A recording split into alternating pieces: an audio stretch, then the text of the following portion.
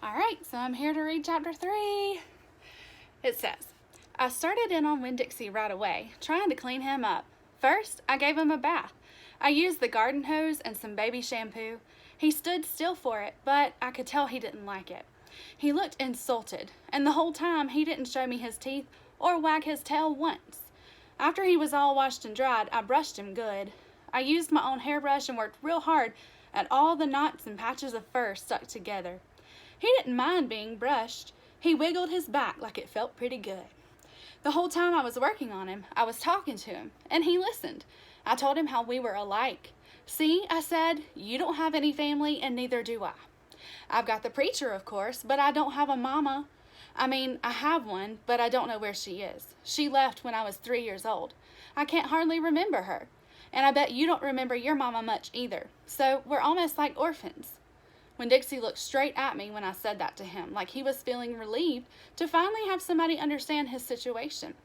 I nodded my head at him and went on talking. I don't even have any friends because I had to leave them all behind when we moved here from Watley. Watley's up in North Florida. Have you ever been to North Florida?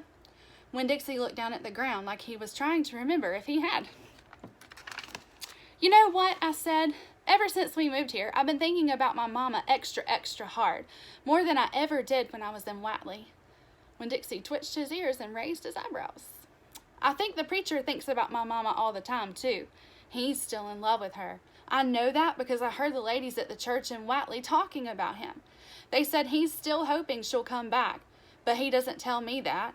He won't talk to me about her at all. I want to know more about her, but I'm afraid to ask the preacher. I'm afraid he'll get mad at me. Winn-Dixie looked at me hard like he was trying to say something. What? I said. He stared at me. You think I should make the preacher tell me about her? Winn-Dixie looked at me so hard he sneezed.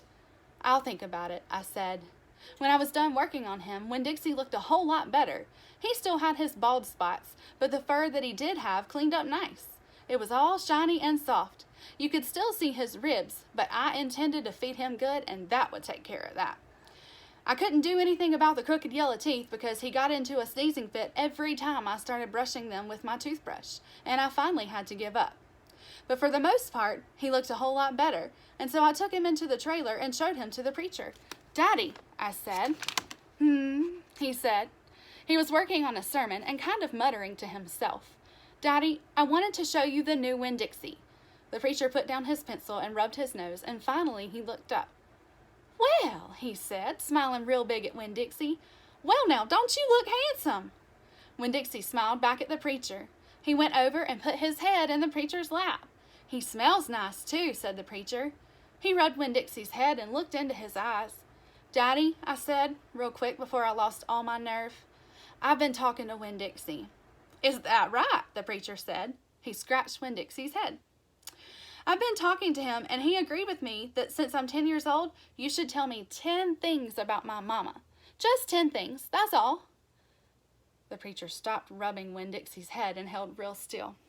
I could see him thinking about pulling his head back into his shell. 1 thing for each year I've been alive. I told him, please? Winn-Dixie looked up at the preacher and kind of gave him a nudge with his nose. The preacher sighed. He said to Winn-Dixie, I should have guessed you were going to be trouble. Then he looked at me. Come on, Opal, he said. Sit down, and I will tell you 10 things about your mama.